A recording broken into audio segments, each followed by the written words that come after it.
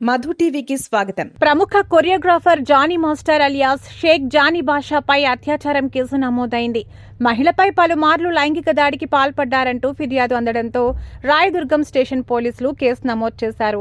Section 376 rape కేసుతో పాటు criminal బెదిరింపు 506, గాయపరచడం 323, క్లాస్ 2 సెక్షన్ల కింద ఎఫ్ఐఆర్ నమోదు చేశారు.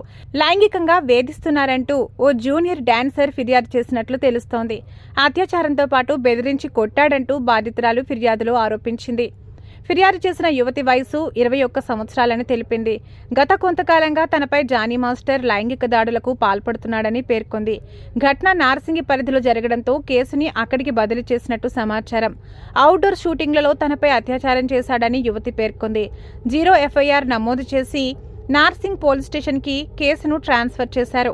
గత కొంతకాలంగా జానీ మాస్టర్ టీంలో తాను కొరియోగ్రాఫర్ గా చేస్తున్నానని యువతి వెల్లడించింది. చెన్నై, ముంబైలలో అవుట్డోర్ షూటింగ్స్లతో పాటు హైదరాబాద్ నార్సింగిలోని తన ఇంటిలో సైతం తనపై జానీ మాస్టర్ పలుమార్లు లైంగిక దాడి చేశాడని పేర్కొంది. ఈ కేసుకు సంబంధించిన మరిన్ని వివరాలు తెలియాల్సి ఉంది. జానీ మాస్టర్ పై వచ్చిన లైంగిక ఆరోపణలపై నార్సింగ్ పోలీసులు దర్యాప్తు చేస్తున్నారు.